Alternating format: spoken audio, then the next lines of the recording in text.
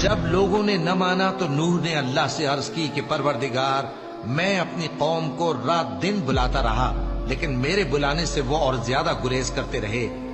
جب میں نے ان کو بلایا کہ توبہ کریں اور تو ان کو معاف فرمائے، تو انہوں نے اپنے کانوں میں انگلیاں دے لی اور اپنے اوپر کپڑے اوڑھ لیے اور اڑ گئے اور خوب تکبر کرنے لگے۔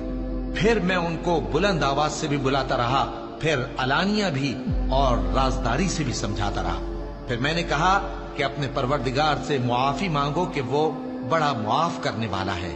وہ تم پر آسمان سے موسلا دھار میں برسائے گا اور تمہارے مال اور بیٹوں میں اضافہ کرے گا اور تمہیں باغ عطا کرے گا اور ان میں تمہارے لیے نہریں بہا دے گا۔ تم کو کیا ہوا ہے کہ تم اللہ کی عظمت کا اعتقاد نہیں رکھتے، حالانکہ اس نے تم کو طرح طرح کی حالتوں میں پیدا کیا ہے؟